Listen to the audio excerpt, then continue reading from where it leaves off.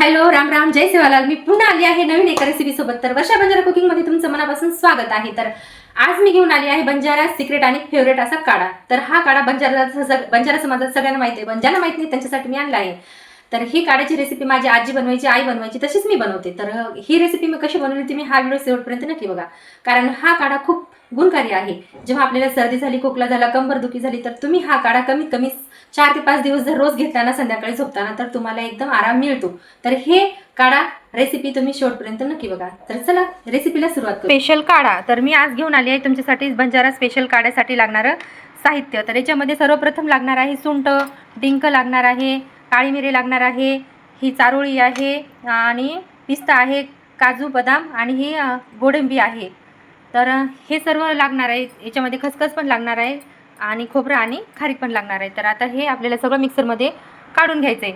तर याच्यामध्ये खसखस पण लागणार आहे.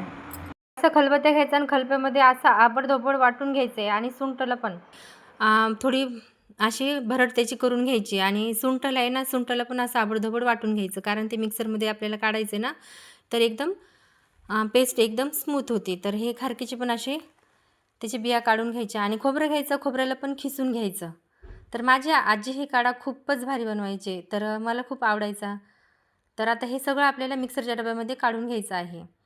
त्याच्यामध्येच आपल्याला डिंक पण थोडंसं वाटून घ्यायचं आहे, ते पण त्याच्यामध्ये टाकून द्यायचं. आता हे सगळे ड्रायफ्रूट पण याच्यामध्ये टाकायचे. आता ह्या काढ्यामुळे एकदम अशी शरीराला गरमी मिळते. सर्दी वगैरे झाली, घसा कचकच करत असेल तरी पण एकदम आराम भेटतो. तर आता हे बघा, एकदाच मी अशी पेस्ट काढून ठेवलेली आहे, आणि हे आपल्याला जेव्हा सर्दी झाली तेव्हा आपल्याला करून खाता येते. तर मी एका भरणीमध्ये भरून घेत आहे. तर हा काढा मी कसा बनवला हा मी शेवटी दाखवला आहे. तर चला आता काढा कसा बनवला आहे ते तुम्हाला मी दाखवत आहे. तर हे भरणी भरून झालेली आहे माझी. तर हे मी एका प्लेटमध्ये थोडंसं आता काढा बनवण्यासाठी घेत आहे. तर याला काय लागणार आहे, गूळ लागणार आहे आपल्याला. अर्धी वाटी गूळ आणि अर्धा ग्लास पाणी गरम ठेवायचं आहे. आणि कढई घ्यायची, कढईमध्ये अर्धी वाटी तूप टाकायचं किंवा तेल बी टाकू शकता.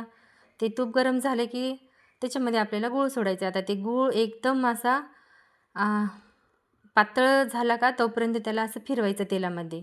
एकदम लाल लाल कलर आला त्या गुळाला जास्त की नंतर आपल्याला हे काढ्याची पेस्ट त्याच्यात टाकून द्यायची आहे. आणि ह्या पेस्टला पण थोडंसं भाजून द्यायचं आहे. त्याच्यानंतर आपल्याला हे गरम पाणी त्याच्यात टाकायचं आहे. आता हे गरम पाणी टाकलं ना, पुन्हा त्याला सारखं असं हलवायचं आहे. तर पावसाळ्याचे दिवस चालूच आहेत ना, तर सर्दी होतीच, भिजले. तर असं एकदा बनवून ठेवलं ना, तर कधी पण आपल्याला असं काढा बनवून पिता येतो. पावसाळ्यात तर ह्या काढ्याची मजाच काही वेगळी आहे. मस्त पाऊस पडत असताना असा गरम गरम काढा बनवायचा आणि प्यायचा, खूपच भारी लागते. तर तुम्ही बनवतो का असा काढा? कमेंटमध्ये नक्की सांगा. माझ्या मुलांना तर फार आवडतो, कारण ते घरी आले ना तर असाच काढा बनवायला सांगतात. तर तुम्हाला कसा वाटला आमचा बंजारा स्पेशल काढा ते कमेंटमध्ये नक्की सांगा. व्हिडिओला लाईक करा, कमेंट करा, नवीन असाल तर सबस्क्राईब करा. भेटू नवीन रेसिपीसोबत. बाय.